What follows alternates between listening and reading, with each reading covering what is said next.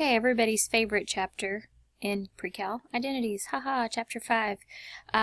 You're going to want to clarify with your teacher which identities need to be memorized and which ones they are going to give you for the test, because I have no idea. So I'm just going to cruise through this. Hopefully I remember enough identities to do this. All right, number 10. I love these. You're given a piece of information, you're given a specific quadrant, and then you have to find all kinds of good stuff. So I recommend when you sketch the picture that you sketch it in the right quadrant, okay? Now pi and 3 pi over 2. So if I'm between pi and 3 pi over 2, I am here. So I always draw the little segment first, and then you always want to draw your triangle up to the x-axis, and that is your little angle in question, okay? Now, the tangent of said angle is 3 over 4, which means that the opposite is 3 and the adjacent is 4. Now, stop here before you go any further and notice what quadrant you're in. If I'm in quadrant 3, guys, something is negative, and actually both of them are negative. So make sure that you label that correctly. Now, of course, you want to find your hypotenuse, which this is just a 3, 4, 5 triangle. If you didn't know that, you need to do the Pythagorean theorem and find that, okay? And then we'll just roll through these, okay? Sine just means what? Opposite over hypotenuse. So opposite is -3, hypotenuse is 5. Done. Cosine of 2 theta, here's where an identity is going to come into question, because that is an identity. If you look on your sheet, there's like all these choices. I don't even know. I'm just going to use this one because it's the first one that's popping into my mind. That's one of them listed as the cosine of 2 theta or phi or whatever I'm using here. And so what you do is you really are going to find the cosine and just plug it into this formula. So notice I left a little blank there. Cosine is adjacent over hypotenuse. So -4 over 5. And so I'm just going to math this out. So this is 2 times 16/25 minus 1. That's 32/25 minus 25/25. I'm getting 7/25, and I feel pretty good about it. So that would be the answer to B. Now the secant, no tricks here. Just remember that that is the reciprocal of cosine. So if you do the cosine, which we already did right there, actually. If you do the cosine, it's -4/5. You just need to flip that, and you're done.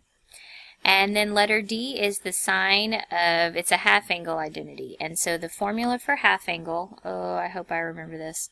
I want to say it's 1 minus the cosine over 2. Hopefully that's right.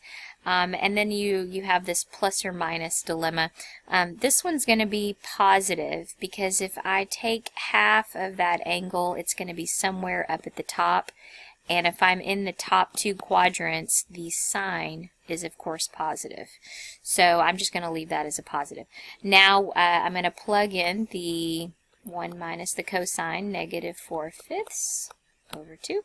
And I'm going to simplify this. So this will become 5 over 5 plus 4/5. This will become the square root of 9 over 5 over 2. If you simplify that, it's just 9 over 10. And if you simplify that, it's 3 over root 10. Another way that could be written is rationalized, so 3 root 10 over 10. So either of those are good answers. Okay, hopefully all of that made sense and I didn't go too fast. Number 11, we're on to simplifying. Now this is where you need to know enough identities to make the problem prettier. So I just always like to sort of leave, if it's sine or cosine, I like to leave it alone. Cosecant, I'm going to plug in what cosecant is. What is cosecant? I think that's 1 over sine. And then secant is 1 over cosine.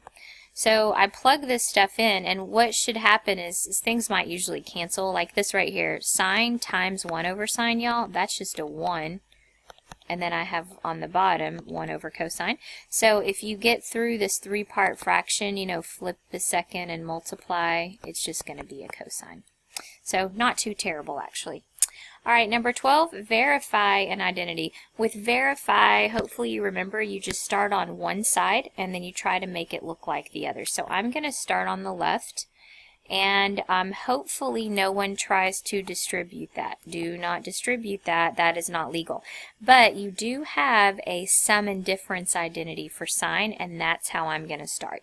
If you look at your formula, that breaks into the sine of pi times the cosine of x plus the cosine of pi times the sine of x.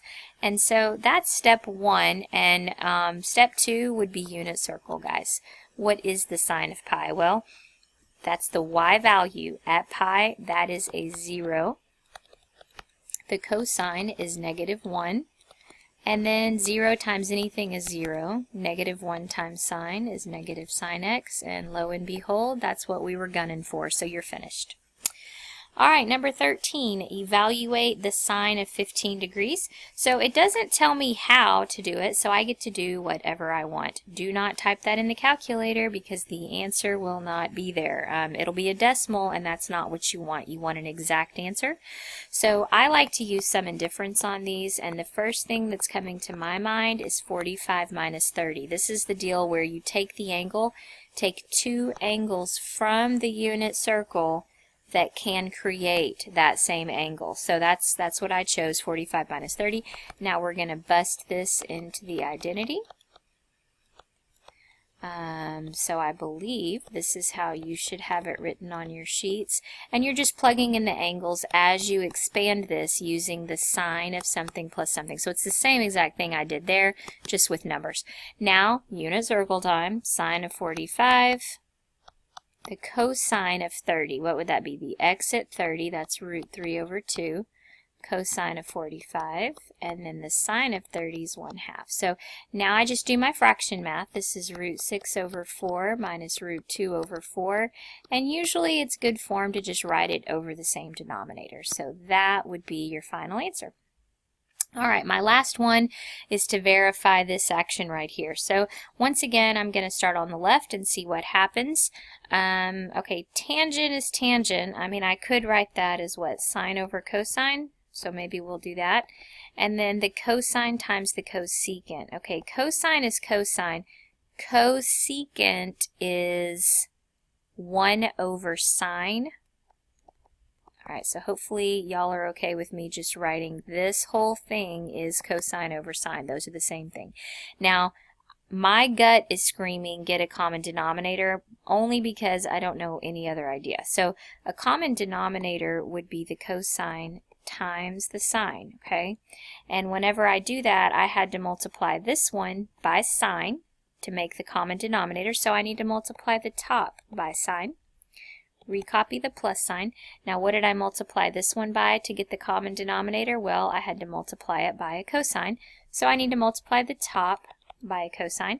And this is what I'm looking at. And hopefully you've seen this numerator enough to remember that it turns into a 1.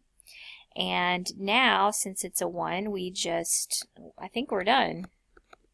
Yep, we're done. Because look where we're headed. We're supposed to turn this into secant times cosecant, and that's exactly what it is.